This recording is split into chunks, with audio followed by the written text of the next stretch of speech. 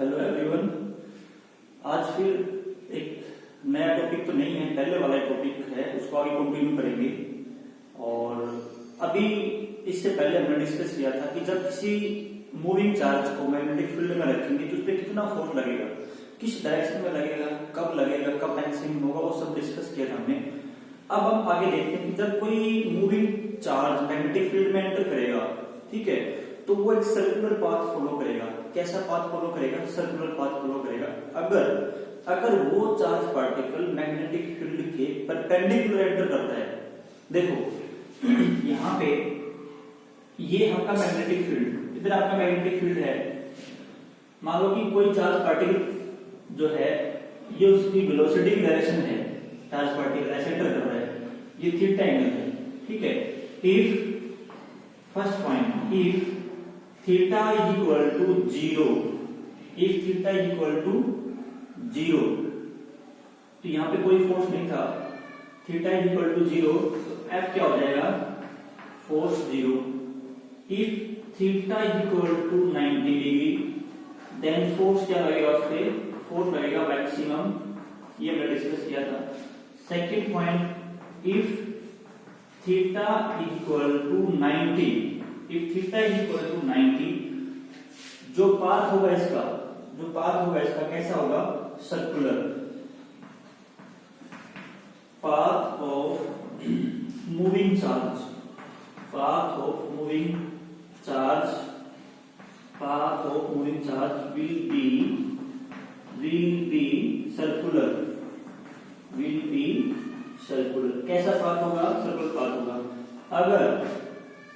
अगर क्या है, थीटा आपका ग्रेटर देन जीरो है और लेस देन 90 है, ना तो जीरो है ना 90 है, जीरो 90 के बीच में है, तो पाथ कैसा होगा? Path of moving charge, path of moving charge will B, path of moving charge will B helical. कैसा पाथ होगा? हेलिकल। जो हेलिकल सुप्रीम होता है ना, ऐसे स्पाइरल पाथ, हेलिकल पाथ होगा उसका। हेलिकल पाथ कैसा होगा? हेलिक्स जैसा पाथ होगा, हेलिकल पाथ होगा, ठीक है। तो देखो सर्कुलर पाथ कैसे होता है भाई, यहां मान लो मैग्नेटिक फील्ड है, यहां मैग्नेटिक फील्ड है अंदर की तरफ, inside the plane of board, ये डायरेक्शन दे रखी है मैग्नेटिक फील्ड की, ये मैग्नेटिक फील्ड मान लो, यूनिफॉर्म मैग्नेटिक फील्ड है। इस रीजन में कैसा फील्ड है? यूनिफॉर्म मैग्नेटिक फील्ड है। डायरेक्शन क्या है इसकी? Inside the plane of board, ये मैग्नेटिक फील्ड है। अगर कोई पार्टिकल यहाँ पे एंटर करता है, मान लो चार्ज पार्टिकल है, ये इधर एंटर करता है, यहाँ पे ऐसे प्लस का कोई चार्ज है ये, ठीक है, तो ये कुछ ऐसा पाथ फॉलो करेगा, ऐसा सर्कुलर पाथ फॉलो करेगा, ये ऐसा, ठीक है। अगर यहाँ पे क्या है, मैग्नेटिक फील्ड है तो ये सर्कुलर पाथ फॉलो करेगा।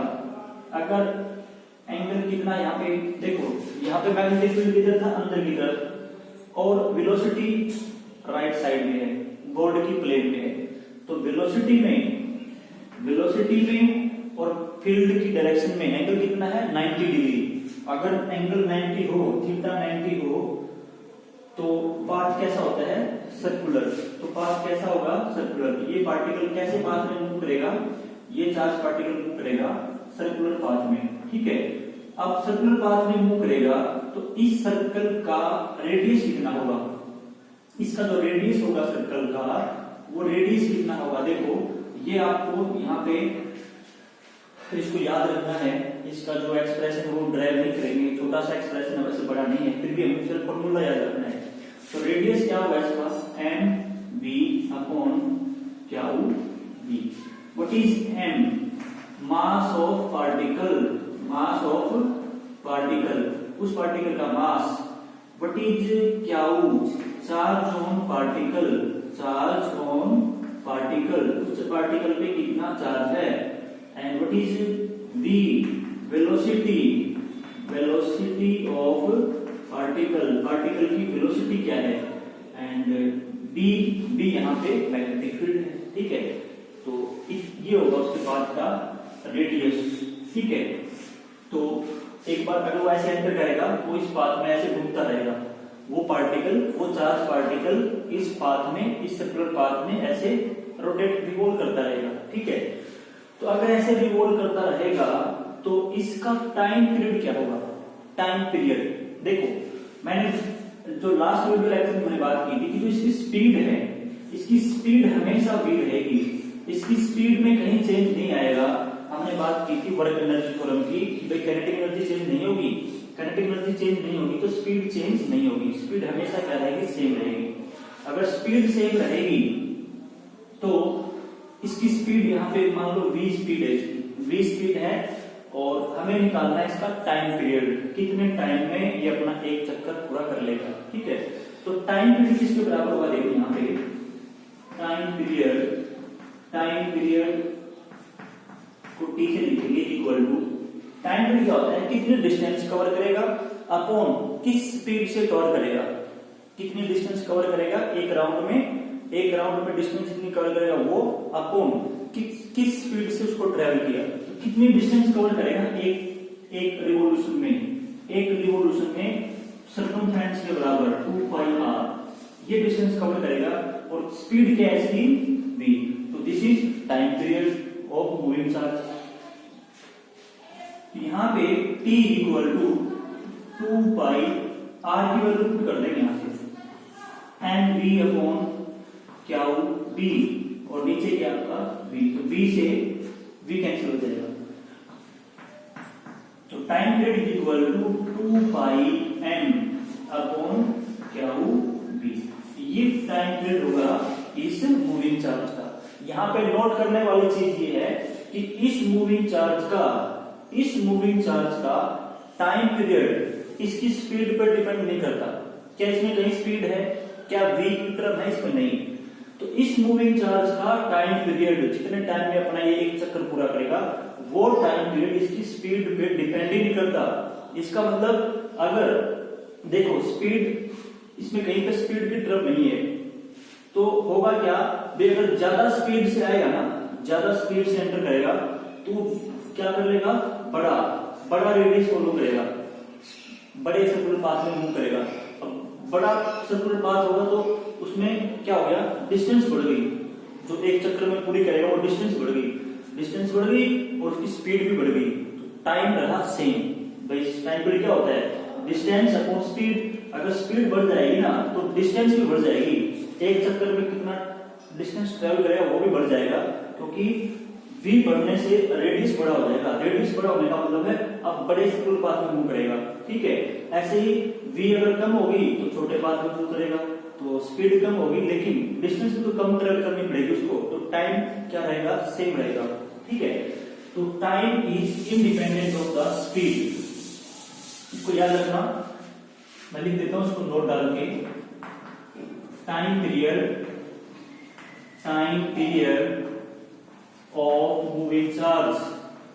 of moving charge is independent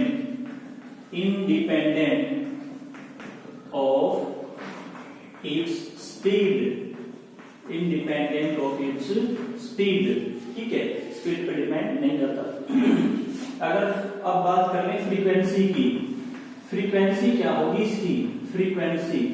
frequency क्या होती है कि एक सेकंड में कितने वो चक्कर लगाएगा, एक सेकंड में कितने चक्कर पूरे कर लेगा वो होती है उसकी frequency. Number of cycle completed in 1 second, this is frequency. Frequency को लिखेंगे एफ से, और फ्रीक्वेंसी होती है 1 अपॉन टाइम पीरियड। फ्रीक्वेंसी क्या होती है? 1 अपॉन टाइम पीरियड। तो फ्रीक्वेंसी क्या हो जाएगी? इसका उल्टा कर दो, क्या हो? v अपॉन 2 पाई एन, ये इसकी हो जाएगी फ्रीक्वेंसी। तो मूविंग चार्ज एक बार फिर से देख लो, अगर कोई charge particle uniform magnetic field में एंटर करता है, ऐसे एंटर करता है कि उसकी वेलोसिटी की डायरेक्शन मैग्नेटिक फील्ड के परपेंडिकुलर है। अगर वो मैग्नेटिक फील्ड के परपेंडिकुलर एंटर करता है तो कैसा पाथ फॉलो करेगा? सर्कुलर पाथ फॉलो करेगा, और उस सर्कुलर पाथ का रेडियस किसके बराबर होगा? ये कहां से आया, कैसे आया, वो हम डिस्कस नहीं करेंगे यहाँ पे। ठीक है, आपको सिर्फ फॉर्मूला याद रखना है इसका कि किस रेडियस का पाथ फॉलो करेगा। Radius is equal to N V क्या हो B, mass of charge particle, speed of charge particle and charge on speed, charge on moving charge, sorry charge on particle and uniform magnetic field B.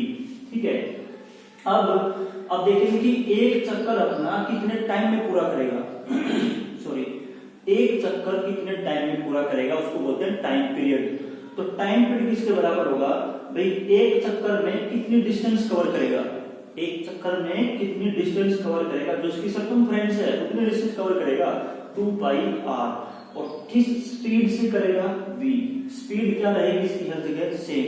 ठीक है, तो 2 पाई are upon we, are की जगह value put कर देंगे तो यहां से हमारा टाइम पीरियड आ जाएगा दिस वन। अब इसमें नोट करने वाली चीज ये है कि इसके अंदर v नहीं है, जो इसका टाइम पीरियड है ना वो स्पीड पे इंडिपेंडेंट है, वही हमने लिखा है time period of moving charge is independent of its speed.